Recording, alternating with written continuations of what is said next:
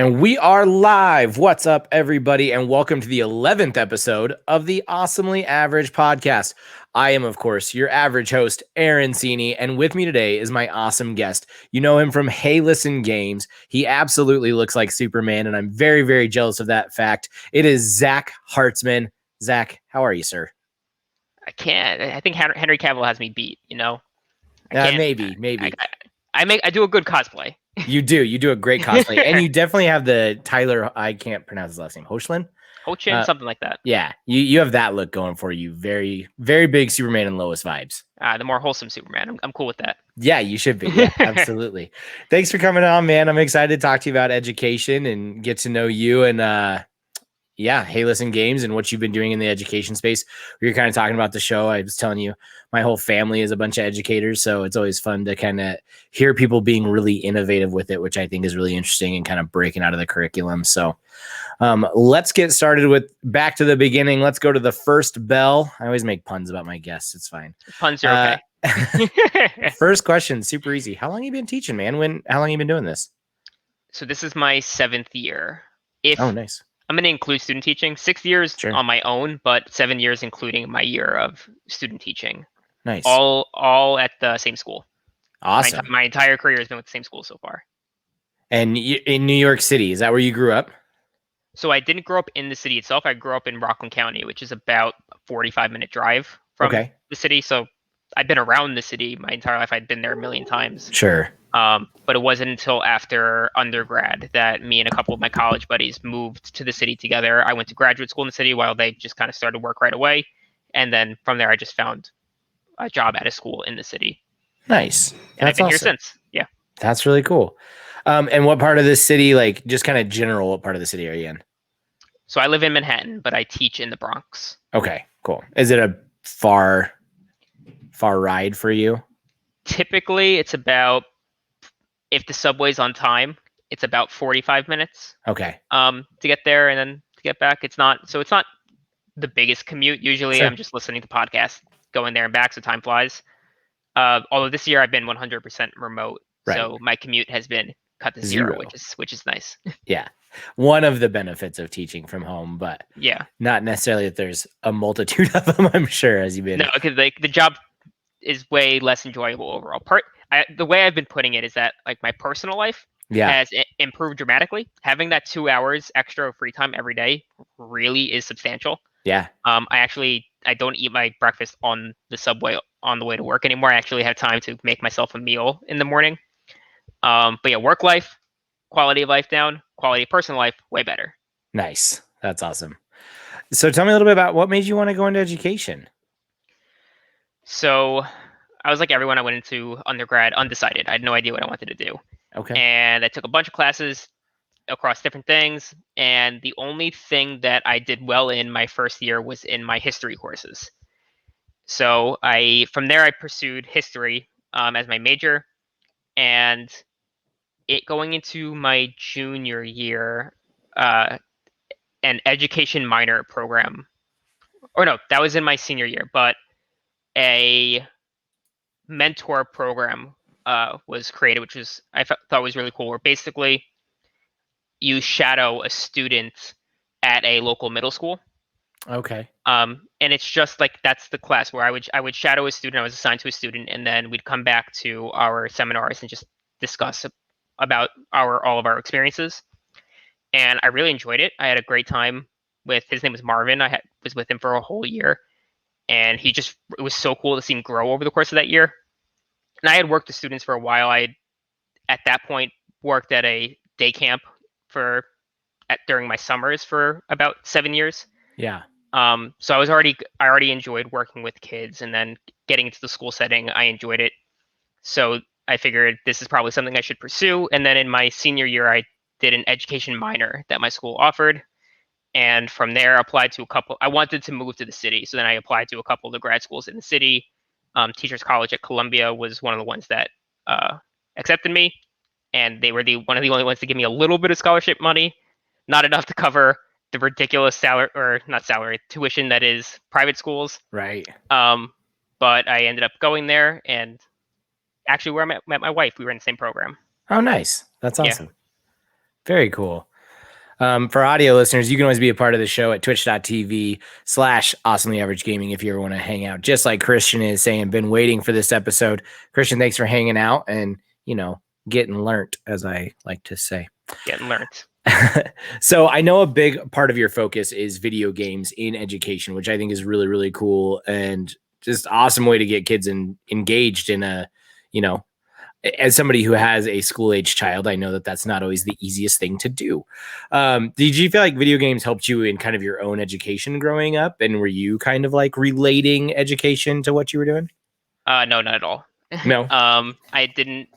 My only experience with like video games at school was we had one social studies teacher who played Call of Duty. Okay. And we would just talk about it with like every morning. We'd get there early, and just chill in his class with him and just talk games with him. So in terms of like a role model, yes, but I didn't have a single teacher who actually brought in a video game. And when we're talking about video games, I'm talking about entertainment games. I'm not talking about Math Blaster or Oregon Trail or any of not those silly things. Yes, there were teachers who tried to use those. Yeah. And they meant well, but it was never really beneficial. Right. It was not a good use of our time, I would say. So it wasn't in school. It was never really a part of my education growing up. In my personal life, yeah, in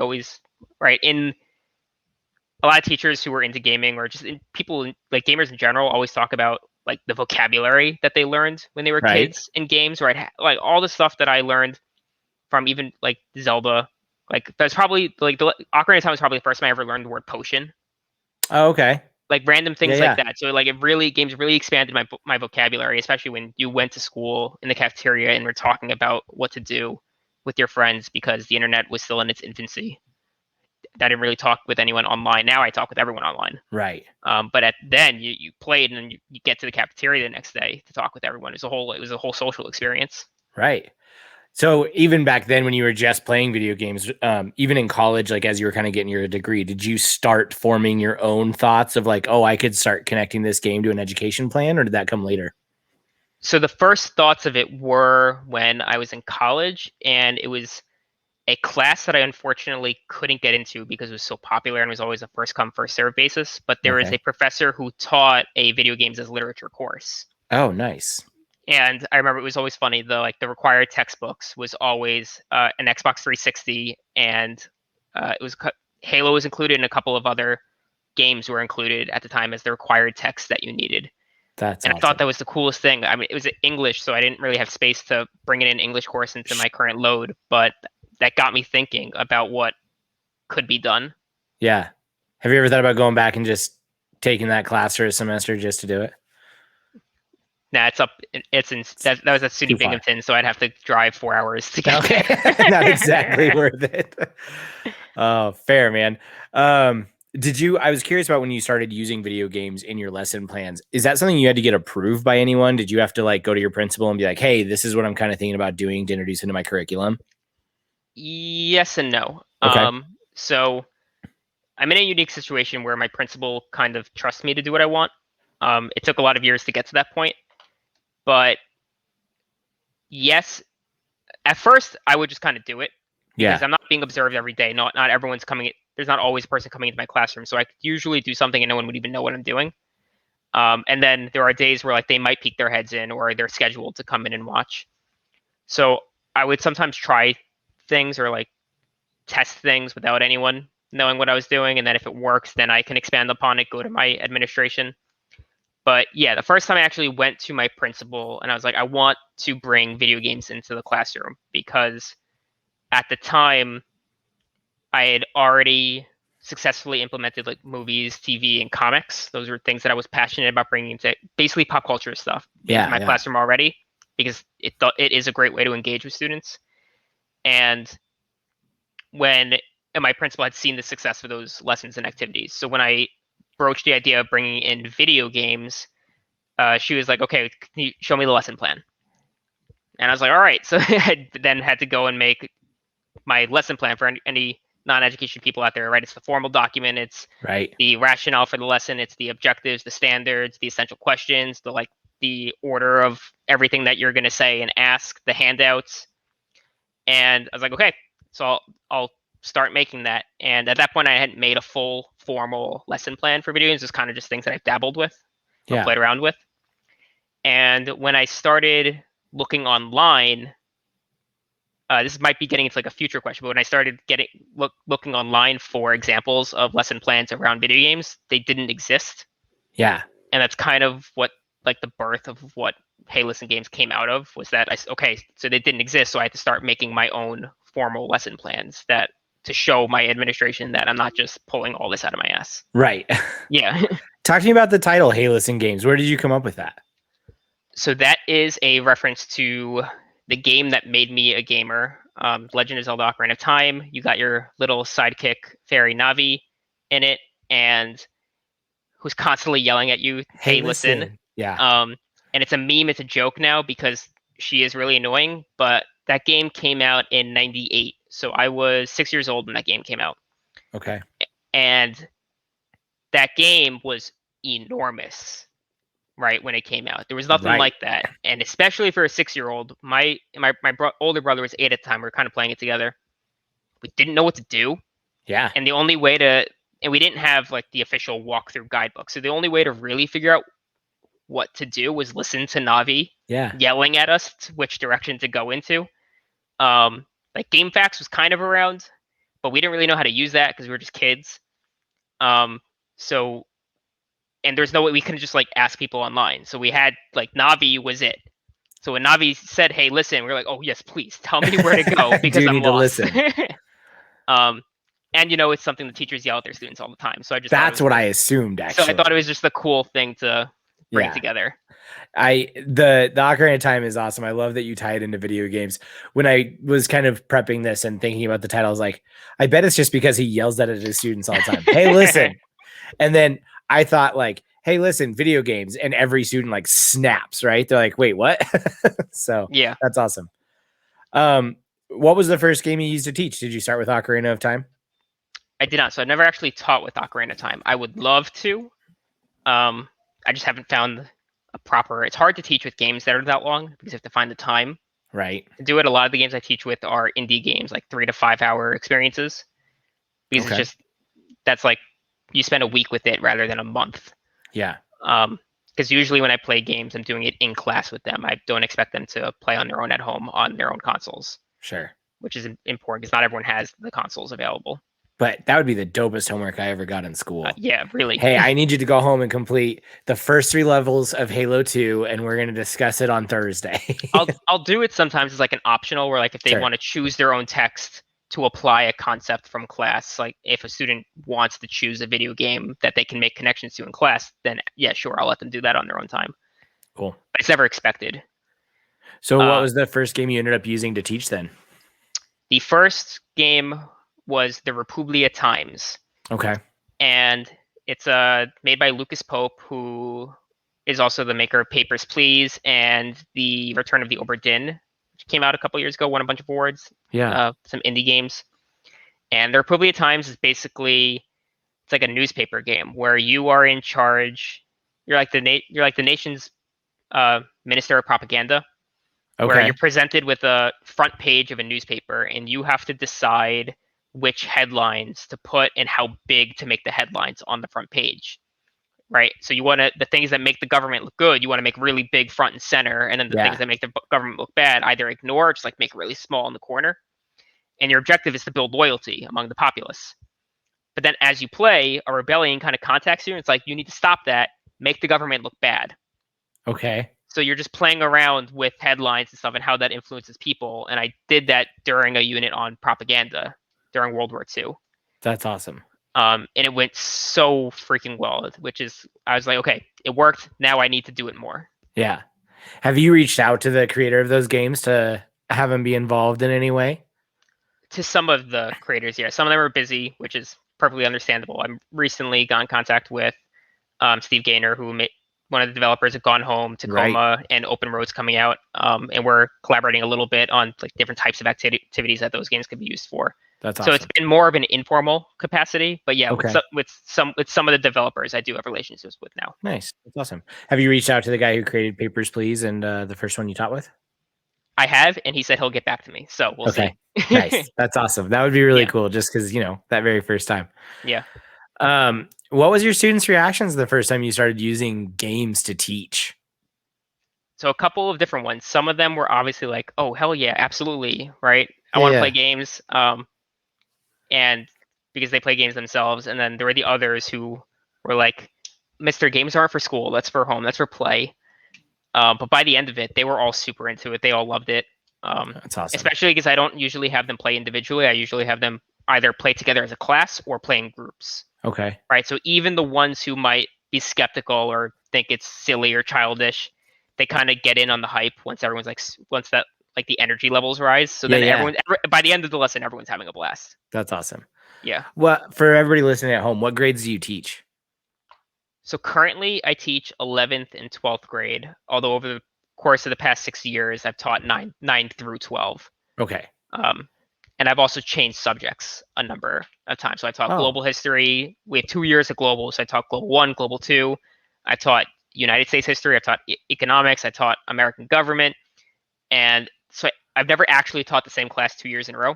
oh wow. So I'm always kind of trying something new and innovating on stuff rather than just copying Right. what I've done Just doing the before. same lesson over and over and over. Yeah. That's really cool. In New York, do they consider that high school in ninth grade? So that would be high school. The school I'm currently at's a little different in that it is a high school. It's a public high school, but it's an international transfer school. Oh, So interesting. my student body is actually it's a 100% immigrant English language learner population Okay. who can come and start in ninth grade as long as they're 21 or under. Okay. Right. So they come because in New York we have to pass the English Regents exam Right. in order to graduate. In order to do that, you need to have a strong demand of English as a language, Right. which 99% of students who are coming in have zero exposure to English. So they Okay. come here, start high school over, learn the language in order to graduate. So Gotcha. it's like in my first year, I was 23 when I started, and I had a 21-year-old in my class, and they were just like, "Oh, Mister, we're going drinking after class." I was like, "No, we're not." You can't. No. Let me buy you a beer, teach. Like nope. That's crossing all sorts of lines that we can't do. Yeah. That's hilarious. But that's the oldest you get is 21-year-olds. When they start. So by the time they graduate, I've had 23, 24-year-olds Wow. as seniors. That's crazy. And have you been at this school all 6 years? I have, yeah. Okay. I student So taught it's student always taught I been a transition school? Yeah, so I student taught there 7 years ago. A job opened up. My principal liked me, offered me the job, and I just stuck around and I like it there, so I haven't left yet. Right on. So even though you can get up to 21-year-olds and then work with them for those couple of years, are you typically kind of in that high school range, or is it really just all over the place? It's kind of all over. So it's like between 16 and 21 when they start, really. Okay. A couple 15-year-olds. I don't think we've really had anyone below that. Gotcha. But like right now, my seniors, I would say on average are 19, 20. Okay. Probably 20 is most of them. Do you have an age group that tends to like really think the video game thing is cool? Is it more like younger? Do the older ones kind of laugh it off, or is it opposite? I don't Or think I've not at seen any. all? I don't really think I've seen a discrepancy in age, more Okay. in like culture, like where because I have students from all over the world, so Right. like more depending on where they come from. Okay. Interesting. I just think here, like we've kind of all grown up on video games at this point. I consider I'm the same age as Greg. I'm about a year younger. Like I kind of think of this generation as like the first one who really grew up with video games. We're going to keep playing video games when we're older. It's not going to be something like we necessarily like put away, if you will. Yeah. So I didn't assume there was an age discrepancy, but it was something I was just curious about. So next up, lunchtime. Let's talk about some current things going on in education now that we've kind of gotten your background. Anything that you're currently working on for Hey Listen Games? So currently working on. I always have my blog going. I usually Okay. post there once or twice a month, pretty much. Whenever I create a new lesson or a curriculum, I'll create a blog post providing my full rationale. It's like a pseudo review with rationale for why this is a good fit for a classroom. Nice. And whenever I teach with a game, I'll blog about my experience with my students. That way, people can see that I'm not just telling you to do this, I'm actually doing it myself. Right. So that's usually a post or two a month. Um, and then I'm currently also working on creating a book or like a teacher's manual for teaching with video games. Because it doesn't, these kind of resources don't really exist Yeah. out there. So that's in the process. That probably won't come out until 2020. What year is it? 2022. 2021 currently. So Yeah. probably not until 2022 in the spring. And I have a weekly stream that I do also with another organization called Geeks Like Us. They're mainly a group of psychologists who Okay. use gaming in their practice, who I've Nice. built a good relationship with. And I do weekly streams with them on around like games that I've taught with or games that I plan on teaching with. They're wonderful, so you should all check them out also. And also another thing with another organization called Participate, which was created by it's a whole organization created by a bunch of educators and me, one of the founders, Mike Washburn, and then the educational program manager at Epic Games, Steve Isaacs. The three of us are doing like a game study where the three of Wow. us stream games together, kind of as like an intro course for teachers who aren't super versed in gaming but want to know, so they can watch us stream and play these games, talk about what they are, how our students are engaging with them, and potential ways for them to bring them into their own classrooms. With that project, are you typically playing games that you're teaching with, or are you like playing games that are going to be really popular with students so kids can kind of, or teachers can kind of connect with their kids on that level, or both? More on that one. Games that are popular with our students, right? Okay.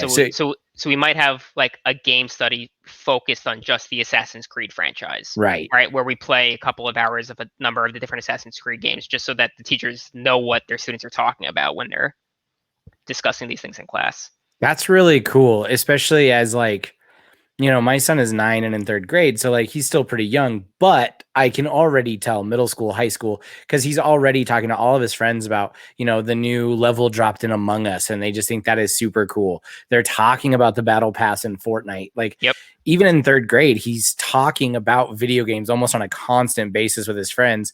And his teacher has constantly chuckled at like, I have no idea what they're talking about. So to be able to have that resource, if his teacher was like, oh, I saw this skin dropped in Fortnite, it would blow my son's mind. He would listen to that teacher for the rest of his life. Yeah. So that's awesome. But speaking of working with other teachers and like on the stream and stuff, are you working with any teachers to get this type of curriculum like out into more schools? Not on any formal like partnership Okay. capacity, more just like tons of teachers have told me, oh, I use this lesson. Nice. Because most of the stuff on Hey Listen Games are not like full units, right? You don't need a lot of time. It's more. I do have a couple of those that I have created my own, where like, okay, here's what you're teaching for the next 30 days. But the majority of it is kind of here's a number of video games that you can incorporate into what you're already doing. You don't need to replace any of the content or types of resources or text in your classroom, right? Just if you're teaching about World War One, here's this video game Valiant Hearts, here's how I used it, and here's how you can dedicate just 3 days to using that game. So it's not like full curriculums, it's more like individual lessons and activities. It's like, don't change anything you're doing, just bring this one extra added resource. And tons of teachers have told me how they use the number of different lessons across different content areas. That's awesome. Are you selling, like, do you sell the big packages if it's like, hey, here's what you're going to teach for the next 30 days, or is that a free resource? It's all free. That's huge. I hate teachers don't have money. So Sure. I hate asking teachers to pay for anything. So everything on Hey Listen Games is completely free. There are donation links. I do have a Patreon with like one supporter. I don't expect to ever get any monetary support. There are people who have donated, which is great because that's more just like maintenance of the site. It costs money just to keep the URLs alive. Right. So that's pretty much what I'm looking for. I'm not looking for like income from the website itself, but it was more about like what other opportunities it can create for me, which like creating a book was an opportunity that grew out of someone recognizing Hey Listen Games. Yeah. That's awesome. Yeah. So let's talk a little bit about the book that you're writing. Tell me a little bit about that. I know it's not published yet. You're looking at hopefully spring of next year. Walk me through a little bit what's going to be in it and what people can expect and how it's going to help educators out there that are listening. Yeah, so I'm breaking it down into like 3 sections basically. The first section is going to be more like pedagogy and why to do this, how to do this, what's your entry point, um, kind of like the formal jargon that people expect. Yeah. And then the second part's really going to be like, here's 27 activities you can try, right? And that's in social studies and English and some science, not really any math because it's really hard to bring entertainment games into math classes. Sure. Um, just the nature of teaching math. That's why they have math blasters. Yeah, I know. And a lot of social emotional stuff. I also use a lot of video games for some social emotional learning. Cool. So it's pretty much like a breakdown of here's 27 activities to kind of pick and choose from at your leisure, and rationales for all of those games. And then a third section around one of those units where, right, here's a 30-day unit with the unit plan that you could use with 30 individual lesson plans for each day and handouts for every single day, and a full breakdown of how it actually went with my students, right? So that when you're teaching this unit yourself, you can actually follow along and like for when I did it. So here's what I did, here's what went well, here's what I could have improved. Yeah. Kind of thing. So those are going to be like the 3 major sections of it. Nice. And so it's definitely going to be geared towards teachers and how they can implement video games into their own classes based off pretty much any curriculum except for math, which who needs it. Right. Yeah, it's not much theory. A lot of the stuff, so like I always say teaching with video games, the technical term is game-based learning. Okay. That's the words that are out there. And most of the work out there around game-based learning is theory. And just like, here's why it could work. Right. Right. And that's cool. But that doesn't always help people actually like get started. Sure. Which is the struggle that I was having when I originally wanted to bring video games to my classroom. So the idea of this is like, yes, there's some theory in the beginning, but it's also here's a handout that you can get that you don't need. Just give it to your students. Play the game and give this handout to your students already pre-made. And then if you want, there'll be a digital version that you can kind of go and modify and adapt yourself for your own student body. Right. Nice. That's awesome. So with the book, even though it's not published yet, so I realize I'm kind of jumping the gun. Any more books planned in the future? Anything that you started mulling over, like as you're working on this book, you've been like, oh, this would be really cool. I guess we got to see how well this one does. Okay, fair. But if there is another one, I foresee would be like a volume 2 kind of thing, right? Cool. So this first one here's 27 activities. Here's a unit. Here's a unit. The next one be, okay, here's 20 more activities, and here's another unit with different games. You would almost build like just a series of this idea so that they can come back and get more and more resources. Exactly. Nice. Yeah, I always find like, I worked for a literary agent for a while and I was writing a lot of feature-length scripts or pilots. And I always found when I was working on one project, suddenly another idea would come. That's why I asked that. And then I'd have to go dump at least some part of that idea over here before I could come back to this thing. So that's cool that if this is really successful and you find a lot of teachers find this super valuable, that you would just kind of expound upon that and just give them more resources. So that's awesome. You're not going to write like a comic book about a teacher who uses video games to save schools. Oh, I'm not the best writer. So no. Fair. The technical stuff, the lesson plan, like do this. I'm okay with that. Once you start getting into telling a story, I have no flow when it comes to writing a story. Okay, fair. You're very good at like, here's how you do it. Here's how you put this into practice. That's cool. Which is probably why you already said, like, you don't really want this to be theory. You want this to be very like, here's exactly what you can do to engage your students in gaming. Yeah. Nice. That's awesome. I want to talk to you a little bit about the future class. How did that come about for you? How did that opportunity kind of present itself? So yeah, for anyone who doesn't know, the future class was a new initiative by Jeff Keighley at the Game Awards. And it's basically recognition of people around the world who are using games in unique ways and making the industry itself more diverse and inclusive. Yeah. And when he originally tweeted it out that this was going to be a thing, and I saw it and I just kind of ignored it. Yeah. But my wife saw it and was like, I think I'm going to nominate you for this.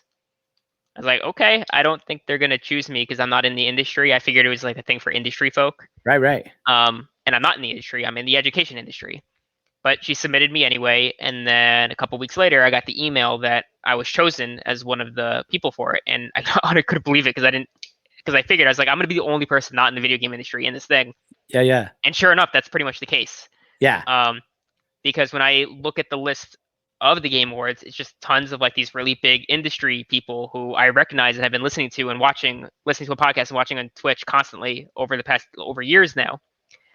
So it's so cool to be alongside so many of them, especially when we found out it was only 50 people. I didn't know how many were going to be chosen for this. So to be among only a group of 50 people around the world is really, really cool.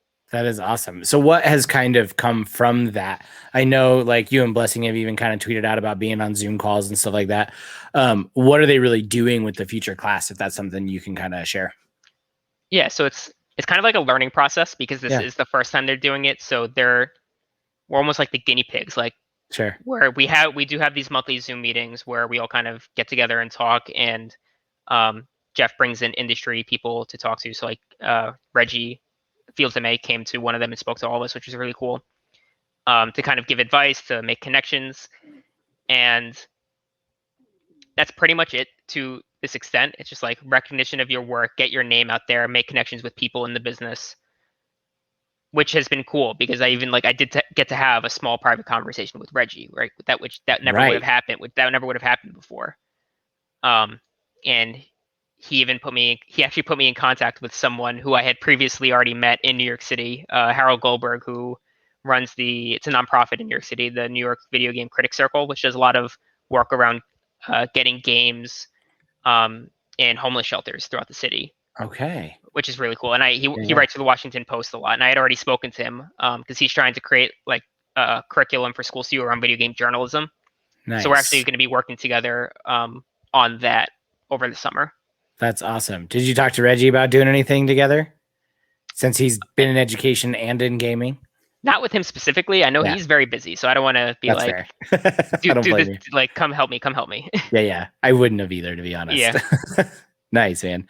Anything excited or hopeful that you hope kind of comes out of this opportunity for you, other than obviously, getting your curriculum out there and helping more teachers? Nothing specific. Okay. More just like, so one thing that has changed is like a ton of smaller podcasts have reached out, and I've like guested on a ton of different podcasts now, which I love. I love doing this. Like I'll come talk. Like I don't like to talk in general, but like if it's something I'm passionate about, I'll talk forever. Yeah. Because I'm super introverted, but like you were talking about games, but then we're gonna talk forever. Right. So coming on a lot of podcasts has been really cool, and hopefully, right? Like Microsoft, if you're watching, right? I know you have a big education department in your company, so like if you need someone to come do something with games, then right. Nice.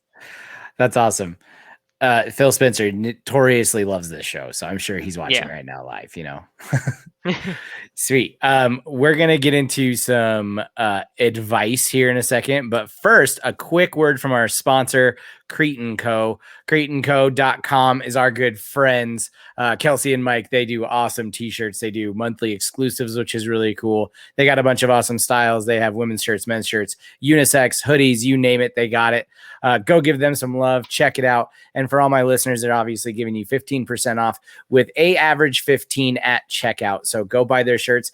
Not kidding. Their Furby shirt is like, it fits me so well and it's so comfortable. My wife rocks their cat hoodie all the time. I can't say enough good things about the actual quality of these clothes.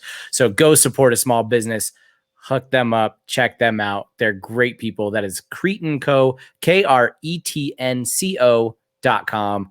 Tell them I sent you. They'll love it. All right.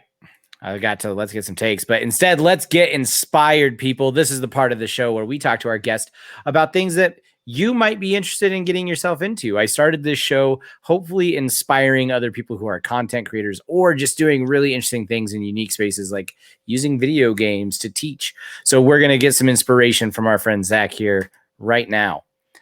Any advice for people not even necessarily wanting to use video games, so wanting to just kind of revolutionize their teaching method and not do the same old, same old? So the main reason when I got into teaching, or let's go back to grad school. One of my professors in grad school uh, basically had a whole class around different methods of teaching, the different things that you can do. And we had an entire week dedicated to talking about comics and manga because it's a medium that's now really, really, really growing in the Right. educational space. You can't like you go to any school library and there's just bookshelves of graphic novels and manga and comics, which is just so cool because I grew up reading comics. I grew up reading Superman. That's why I always cosplay as Clark Kent. Um, and people, my teachers wouldn't talk to me about comics, so, Right. so they would never talk to me about comics. Yeah. So it's so cool to see that, and for me, especially having that professor reinforce those ideas, right? I wanted to bring the stuff I'm passionate about into the classroom because like passion's contagious. So even if your students aren't really into comics or graphic novels or superhero stuff, right? If you come in hyped about it, that energy is going to get to them. They're going to enjoy those activities. Um, so I did that for a while, and then when I finally brought in games because that is my biggest passion outside of work. Right, I come home, I play games several times a week now. I still play Fortnite with one of my college buddies. That's how we keep in contact, and it's just been a part. Always been a part of my life. Every single holiday, every single birthday, right? It was the next console or a game, right? As a gift, it was never anything else, and it makes me using the things I'm passionate about makes me a better teacher. So Yeah. do the same thing. Whatever you're passionate about, find a way to bring that into your curriculum, right? You don't need to always do the same primary source documents and the same nonfiction texts, right? You can't, obviously, there are standards that you do need to hit for your state or your country, wherever you are, but you can find ways to carve out time to bring in something specifically that you are passionate about. Nice. I love it. For my budding authors out there, any advice for people wanting to write a book? You don't have to talk about fiction versus nonfiction, but just kind of your writing process and putting this together. You should probably read more than I do. Okay, fair. Because reading makes better writers. My wife reads all the time, and she edits everything. Every single blog post you'll ever see on Hey Listen Games has been edited by her, and she calls me a child every single time she edits it because I don't know how to. I can't write well. I mean, I write how I talk, Right. which is not correct. So and it's because I don't read. I read comics. I don't read books anymore. Like Yeah. once like grad school ended, and that's it. It's done. Right. Um, so I read comics, which yes, there is a full literacy to comics, but even the language in comics is not the same as extended like books. Right. Um, so definitely do more reading. It'll also writing it itself will probably take a lot more time than you expected. The revision, there, like you revise, you revise, you revise, you revise. You send it to the editor. Yep, you're still revising, right? So tons and tons and tons of revision and like small details that you probably even forgot that you needed to do. So like I Yeah. know like I mentioned in the book, there is going to be a section where I kind of bring you along a full unit that I taught. And in that, I have screenshots or scans of the handouts my students actually completed so that you can see student samples. Nice. But those aren't organized in order anywhere outside of like the Google Doc that I made. Right. Right. So, but they can't just download the images from the Google Doc. So I now need to go through all those like hundreds of scans and organize like this is on page this is on page this is so that's gonna take me weeks to do Right. all that. So Instead of organizing it kind of as you went. all those small details, it's going to take Yeah. up so much more time than you probably anticipated, unless you're better prepared than I was to do it. Fair. You talk about writing like you talk. I had to call my kid out. He had to write a little report. He's great at language, very intelligent, but he wrote a little report convincing why people should play Among Us. And at one point he said, it's a great thriller game. And I know you might think it's violent. And then in the text, he wrote, but. And I was like, hey, one butt would have got that point across just fine, kiddo. I was like, I Yeah, understand that's exactly how you would say it to me for that dramatic effect, but like written exactly. text isn't one for one. So that's Hmm. pretty funny. For my teacher friends out there, any tips for teaching on Zoom in this crazy new world of ours? Hopefully we're seeing a light at the end of the tunnel, but anything you learned in the last year for teaching remote? So this is tough because teachers have wildly different expectations for Sure. Zoom itself. I'm of the mind I don't have cameras on. Okay. My students don't want like they're in their bedrooms, they're in their personal spaces. They don't want to have their cameras on, and I'm of the mind you don't want to share your personal space with me, that's fine. Right. Keep it off. That's fine. A lot of them won't talk.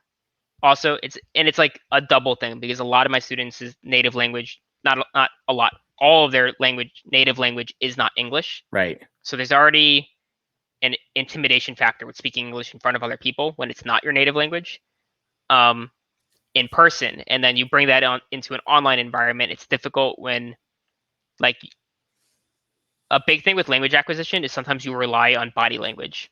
Right. And they're not getting that. So there's a lot of hesitancy to speaking out loud. So it is most of the conversation that I've had in my class is in the Zoom chat, which I've been fine with. It's okay. It doesn't. So it's been like fairly quiet, but they are still there. They are still listening. They are engaged in doing most of the work. So I don't know if I have any like tips to make your actual practice better. I would just be empathetic. Sure. For what's going on. I have students I said I'm in New York City, so I have students living in small apartments with like entire families. So even if they turn on their mic, it's like a circus in the background, just crazy noise. So it just there's just however your student tells you that they need to engage or how they're gonna best learn in this environment. I would just take them at their word for it. Yeah. Because there is no right way at the moment. Fair. I love it. Awesome. Well, now, if you have questions for Zach, you can get them in the comments right now, and I will read some questions for him that he will answer for you. So if we have any educators that are curious about any of his practices, if you have anybody that has been writing and you want to know more about that, or if you just want to ask him about video games, that is totally good too. Get those in the chat while I do our next section known as Rapid Fire.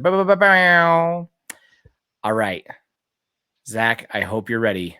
People have crumbled under the pressure of rapid fire. These are questions that you just ask. You answer as quickly as you can. Oh, these are the worst. Get them out there. No big deal. I have one question in here that I have asked for 11 straight episodes, and I firmly believe you are going to be the first person to answer it correctly. So, are you ready for rapid fire? Do these questions always have a correct answer? Nope. They're almost always opinion based. There's only one in here that I consider correct. And they're going to be mostly like a this or that type of deal. Like you'll just pick one or the other. So yeah, here we go. Let's do this. PC or console? Console. Mario or Luigi? Mario. Best pizza in New York? Like best pizza place? Yeah. I don't know. I only go to my local joints. Okay. You'll have to share those with me afterwards then. Sure. I need to know about the Superman or Batman. Superman. Obviously. He got it right, everybody. It's not, who's choosing Batman? Literally 10 other guests. Fools. I can give you a list. We can go after these people. They've betrayed me every show. Everybody knows I'm a Superman guy. It's blurred out, but that entire top shelf, that is all Superman stuff. All of it. Every single one of them. I see a bunch of Funko heads, I think. Yep. Maybe. And then that top, like right there where my finger is, big old Superman statue. Right next to it, the 1000th issue of Action Comics.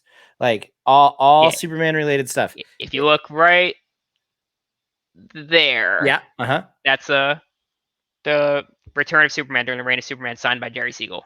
Let's go. All right. Finally somebody answers this question correctly. Favorite tourist destination in New York?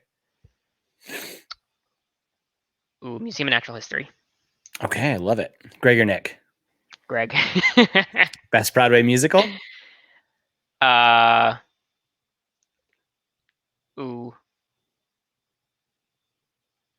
of Mormon. Oh, good answer. Coming in strong. I love it. And that does it for rapid fire. You were the most worthy person I've had here. And not just because of Superman. You were like on the ball with everything but pizza, but that's okay. If you were like, Nick's on fifth, like nobody knows what that means. So I'm one of those guys where like it's where I live. Like I live in Manhattan. It's very dense. Okay. Yeah. If I don't need to go more than 2 blocks, I'm not going somewhere. Yeah. You know what I mean? So there's the pizza place 2 blocks away from me. I'm not going past that. Right. There's no reason for me to. That's where I get the pizza. I love it. All right. First of all, we have some people joining us in the chat who are very, very happy that you We are got some picking. Superman fans. Nice. That's right. Yeah, I bet he picked Superman. That's because he's correct, Christian. And we do have one question in the chat from Dylan. I know you said you're not really into like story flow, but would you ever consider writing a comic? I feel like if not alone, I Okay. feel like if this was like what like I could give ideas. All right. I feel like if this was one of those like Greg and Gary did that collaboration comic with for the Joker issue, and Right. I think I could be good at something like that where more as like a soundboard, like this would be cool, and then leave like the actual writing part to someone who knows how to do that, um, and just kind of help. And I could help guide that process, but I don't think I would try and write a story front to back by myself, You would be more comic like wise. big picture and then kind of help flesh it. Yeah, Okay. yeah, like I know some of the characters. I know like I could deal with motivations and ideas and twists and turns, but not like if I can come up with a twist in my head, me trying to write it out, it's not going to work. Yeah. Fair. Okay. Do you feel like you would do well like helping out with dialogue and stuff like that? Yeah, I think I could do that. Cool. Nice. Well, looking at if nobody else has any other questions, I give you guys 5 seconds, which is on delay. So I actually have to give them like 10. It's fine. It's a whole thing, you know. You know what it's like. I know, I get it. You get it. It's actually why. So during my teaching with Zoom, last year actually using a couple of games, I would have a student play a game on Twitch, Oh, nice. and it went well. But then realizing that 7 second delay, it was like so we in the chat were all seeing something that happened 7 seconds ago. So I'll be like, no, Julio, do this. No, Julio, do this. Right. But then It's it's not already right. too late, and like he's already doing the next thing. Yeah. Too far gone. Too far gone. So now when we do it, I actually just have a student share their screen in Zoom. It doesn't run as smooth, but it works good enough. Right. So You like don't have the today, delay, and that's yeah, probably better. So today I actually had a student playing the game Papers, Please, because we're currently doing a unit on immigration nice. to the United States, to New York City. Yeah. And I always like to use that game because it deals with immigration and migration and Right. refugees, especially for my students who are all immigrants Yeah. themselves, just to see how they act in the role of a border patrol agent. It's really interesting and unique because some of them are super empathetic and they're like, oh, let everyone in, let everyone in. And then others are just like, by the book, like, nope, their passport expired yesterday, get them out of the line. Oh my God. They're like, this is what would have happened to me. So y'all got to play by the rules. Yeah. Oh man, that's cool. Awesome. Well, Zach, you have been an awesome guest. Let's let the people know where they can find you and where they can connect with you and learn more about everything you've been doing. Yes. So you can follow me on Twitter at HeyListenGames_. Don't forget the underscore. There's another at HeyListenGames. It's an inactive account. They haven't done anything for 7 years, and Twitter won't give it to me. It's always so annoying, right? That's the worst. I have the trademark for Hey Listen Games, and they still won't give it to me. Oh my God. That's so annoying. I'm gonna keep nagging them one day, maybe. Somebody owns twitch.tv/awesomelyaverage, 0 followers, no videos, never streamed in their life. And I'm just like, can I just drop the gaming? Come on. I do other stuff here. Yeah. Please. It's such a pain. Ugh, the worst. But I guess someone else was more clever than me 8 years ago when they made that account. And so I don't tweet from the account Geeks Like Us, but Geeks Like Us is the organization that I stream with. Like I said, it's mostly psychologists who use video games in their practice. There is an artist also, Randall Hampton. He's a professional artist, and he does streams where he draws characters from our favorite series and games and stuff, which is really cool. They're all just wonderful people, so I definitely think you should all go follow them. They usually have a stream every night. I stream for them on Wednesday nights at 7:30 p.m. Eastern time. So I have my stream tomorrow where we're continuing Portal 2 and talking about how science teachers can teach with Portal 2. Awesome. And then there's my website, heylistengames.org. If you do subscribe, it's all free. So if you subscribe, it just gives you like notifications for when I do put up a new blog post or a new piece of curriculum. And then if you want the actual curriculum itself, all you need to do is log in with an email. That's the only like gate to get to the lesson plans themselves. Nice. That's awesome. Sweet. Well, you were great. I'll put all of this in the show notes. Go give Zach a follow. He is great on Twitter to hang out with, very supportive and awesome. So go show him some love. Otherwise, Zach, thanks so much for joining us today. As always, if you don't mind, give us a like, a subscribe, and a share. This is live on twitch.tv/awesomelyaverage gaming. You know that if you're here, or you can catch it later on VOD at youtube.com/awesomelyaverage, or wherever you get your podcast for my audio listeners. So thanks so much. As always, I'm Average. You're awesome. And we'll see you next time.